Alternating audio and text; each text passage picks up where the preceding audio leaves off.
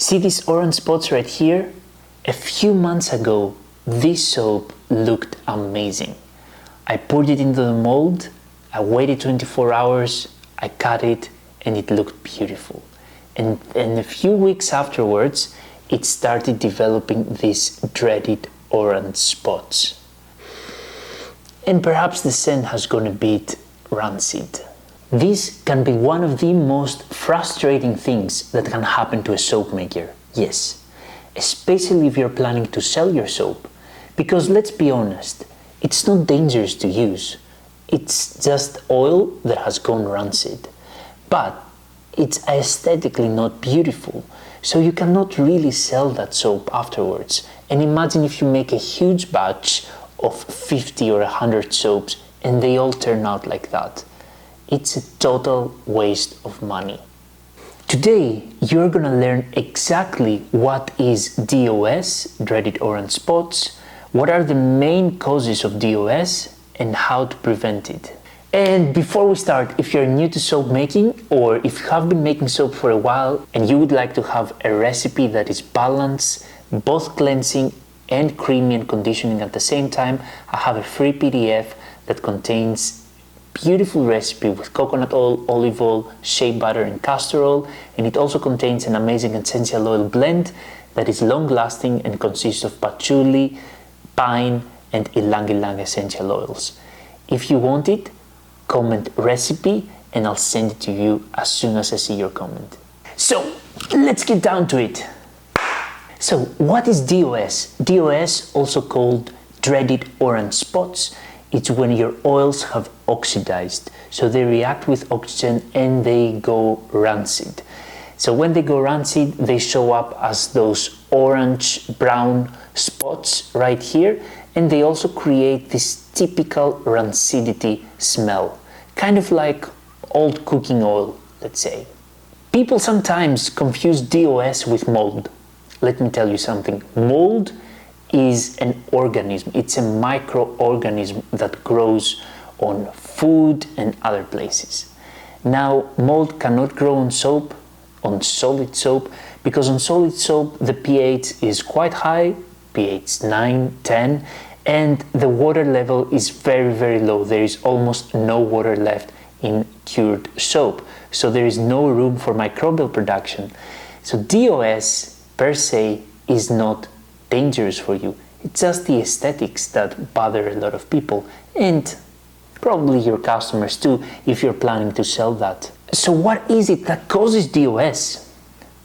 Well, it's your oils, whether they are old or not. So there are certain oils that actually have a very short shelf life.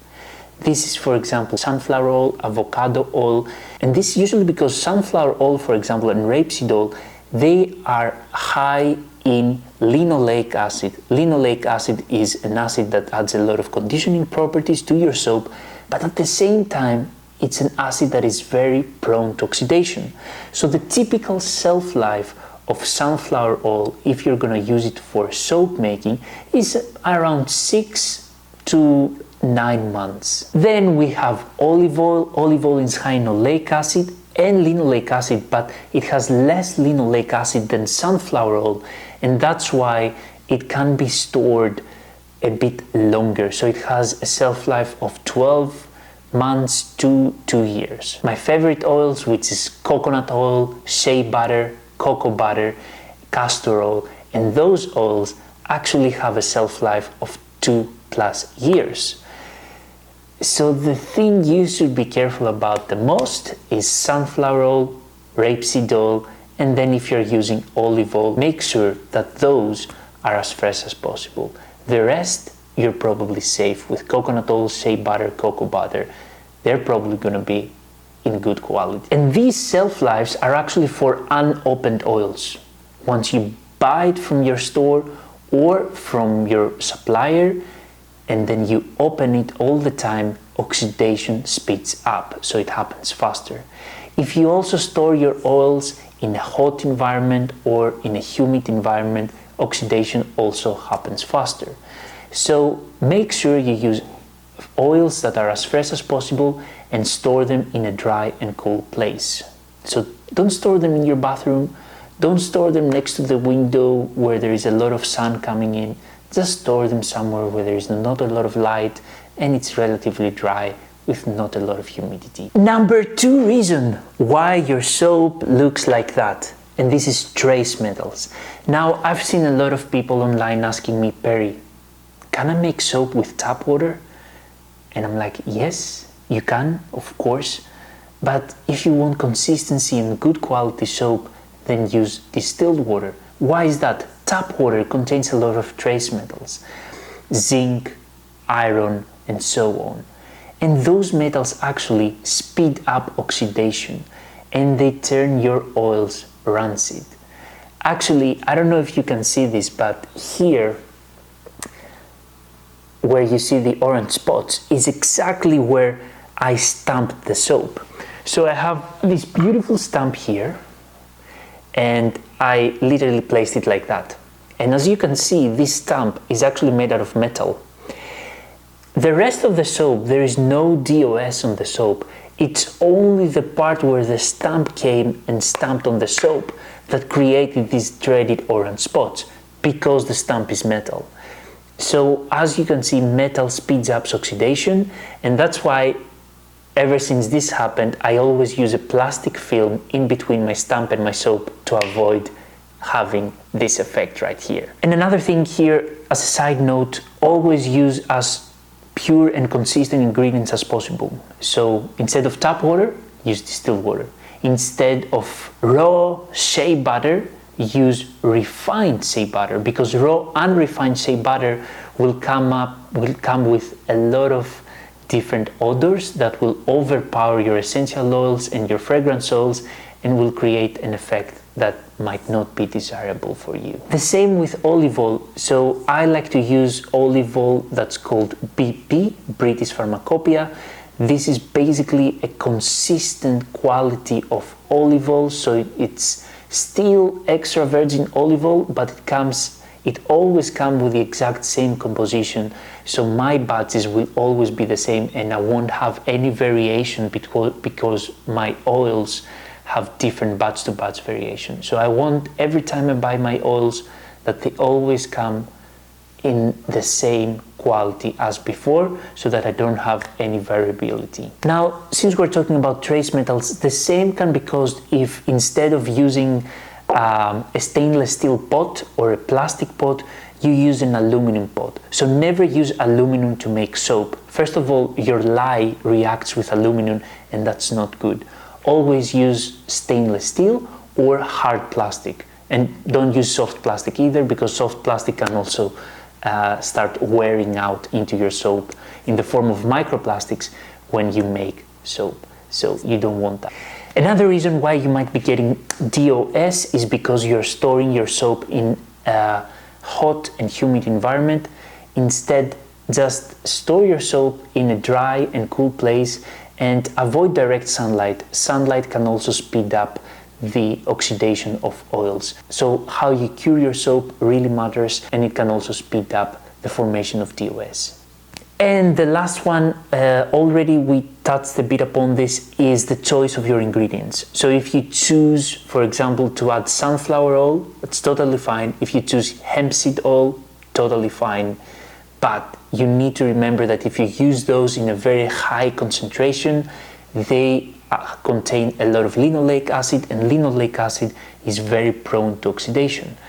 So when people ask me, can I make soap with 100% sunflower oil? Yes, you can, but there is a very high chance that it will go rancid because of linoleic acid. You can substitute part of your olive oil, let's say 5 or 10% of your olive oil concentration, you can substitute with sunflower oil or rapeseed oil or hemp seed oil, but more than that, it might be causing problems. And again, it depends on you. If you don't mind DOS, you might as well do it. Sunflower oil is very cheap. So you might see out there that people say, okay, use distilled water, then use fresh oils, make sure you cure it correctly and all of that. And then you might see that, oh, you should also add vitamin E, because vitamin E is an antioxidant, where, to be honest, I'm not really a fan of vitamin E. Why I'm not a fan of vitamin E? in soap, because I love using vitamin E in other skincare products. I love using it in hand creams, in shampoo bars, conditioner bars. It works perfectly fine.